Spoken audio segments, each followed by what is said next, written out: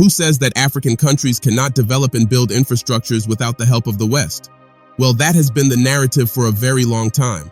However, the countries in the Sahel region have begun to change this narrative under the leadership of the military leaders. Burkina Faso and Mali, for instance, recently reported that they had paid a huge amount of their domestic debt without the help of the West. And right now, Burkina Faso has just achieved another milestone with the inauguration of its first locally funded tomato factory. This is amazing. But how will this factory revolutionize Burkina Faso's agricultural sector? Let's find out. According to recent reports, President Traore inaugurated Burkina Faso's first locally funded tomato processing factory. You see, one of the core visions of Traore's administration is to transform Burkina Faso's agricultural sector. According to reports, Burkina Faso's agricultural sector engages 80 to 90% of the Burkinabe population. This means that agriculture is the backbone of the Burkinabe's economy, contributing about 30 to 40% to the GDP. However, Traore realized that just like most African countries, Burkina Faso has not fully developed its agricultural sector. Specifically, in 2021, Burkina Faso produced 290,000 tons of tomatoes, yet much of it was sold at exploitative prices, and much more was wasted as a result of a lack of proper storage facilities. Before we proceed, here is a reminder to like this video, drop a comment, and subscribe to our channel so that you can get more videos like this. Meanwhile, Burkina Faso had to spend a huge amount of money on the importation of tomato paste from Europe. For President Traore, the fact that Burkina Faso could produce huge amounts of tomatoes and yet still import tomato puree was a disaster. So, he decided to do something about it. President Traore decided to construct a tomato processing facility worth $8.1 million. Located in Bobo Dioulasso, the tomato processing factory is a major stride towards promoting food security and economic sustainability in Burkina Faso. According to the Information Agency of Burkina Faso, the factory was constructed in just 462 days at the cost of 7.5 billion CFA franc. But here is where it gets interesting. Usually, in projects like this, we would hear of how one Western country or financial institution like the World Bank, IMF, European Union, or even a Western company funded part of the project. However, in this case, the funding came entirely from Burkinabes through a popular shareholder initiative. This makes it the first time a factory was built in Burkina Faso without soliciting external funds. According to the reports, the state-of-the-art plant has a processing capacity of 100 tons of tomatoes per day and can produce 800 kilograms of finished products per hour.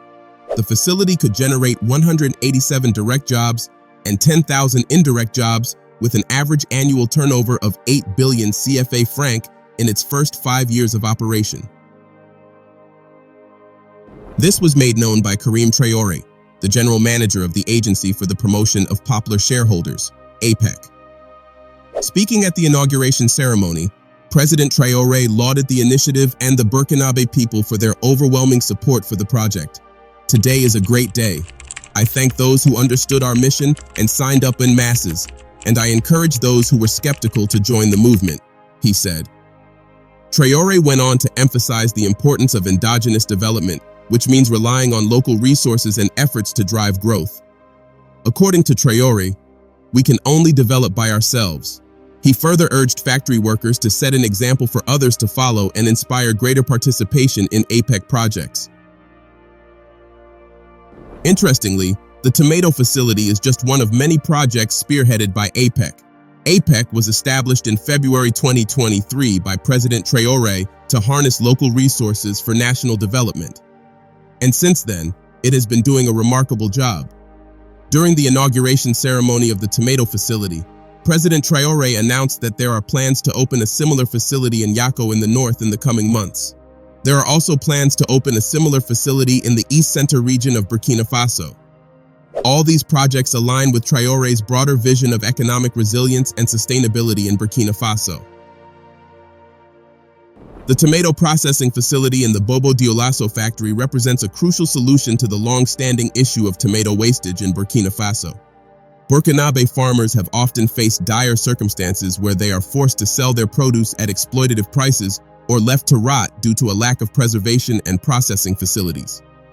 However, the plant offers a sustainable alternative, ensuring better value for their produce and a stable market. The inauguration of the facility signals a new era of self-reliance for Burkina Faso. With its success, the government hopes to inspire more citizens to participate in initiatives like APEC. Now, the tomato processing facility is more than just a factory. It is actually a step towards gaining economic sovereignty in Burkina Faso. With this facility, Burkina Faso no longer needs to rely on expensive imported tomato puree for domestic consumption.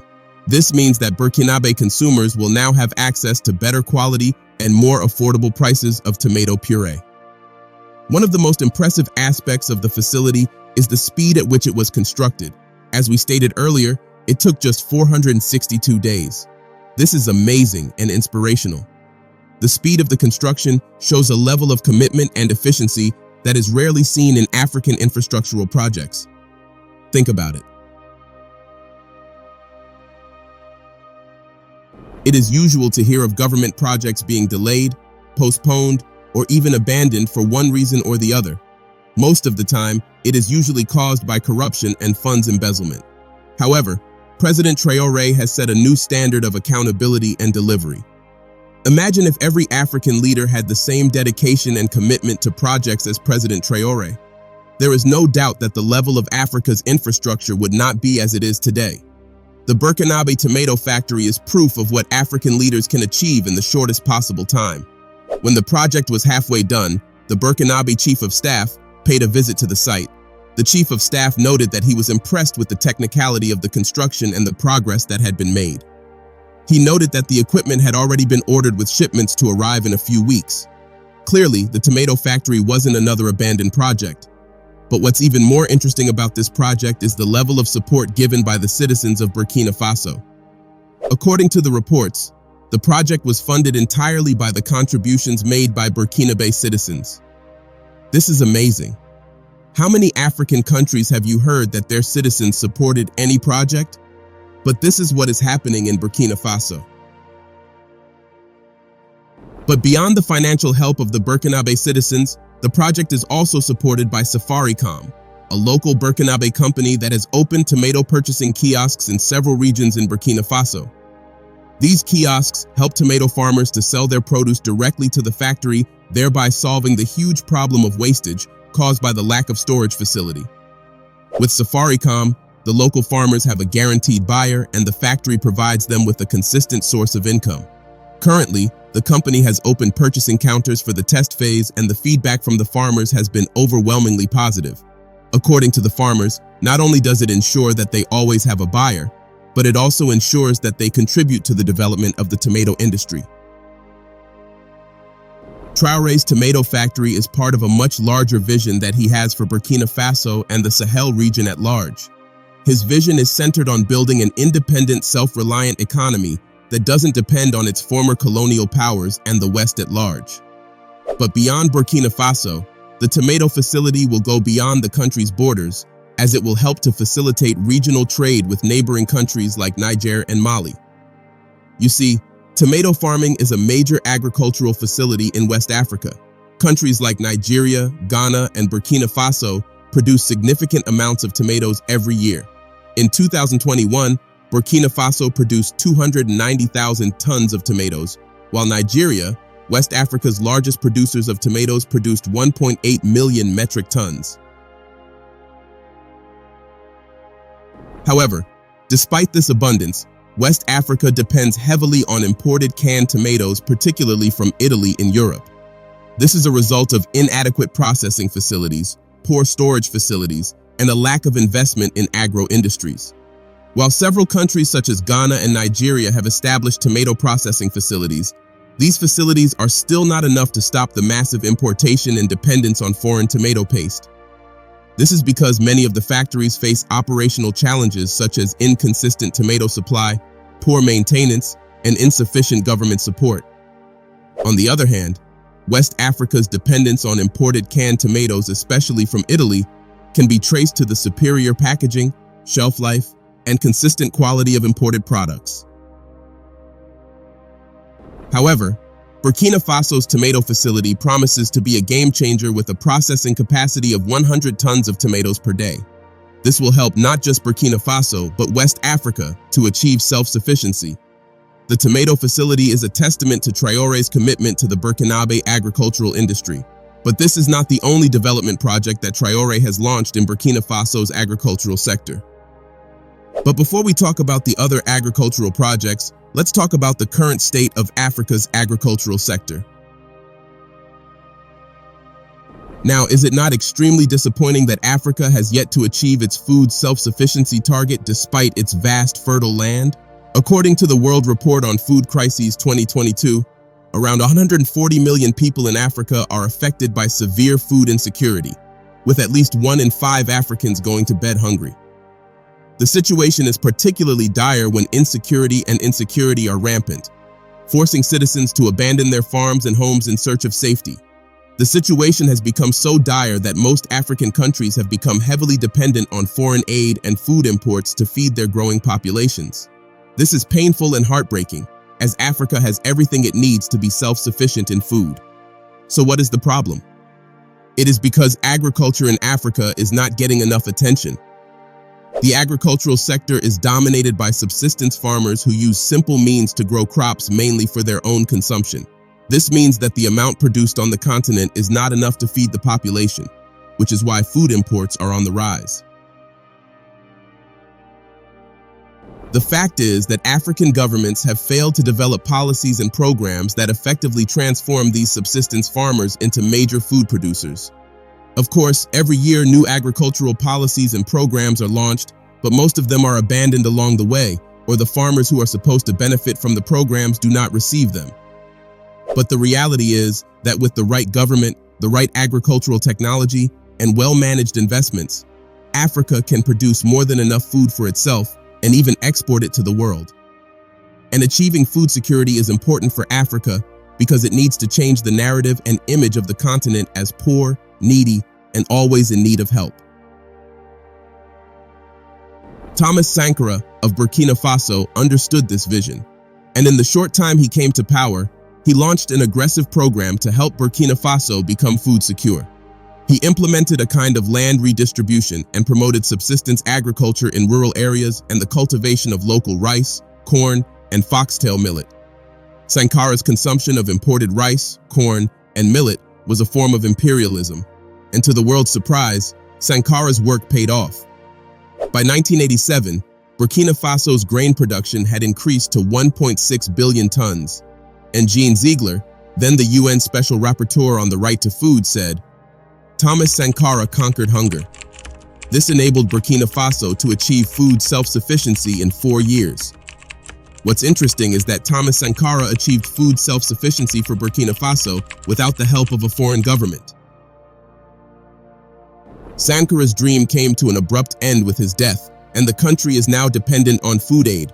But there is hope again thanks to Burkina Faso's current military leader, Ibrahim Traore. From his speeches and actions, it is clear that the young head of state is inspired by the ideals of Thomas Sankara and is trying to follow in his footsteps.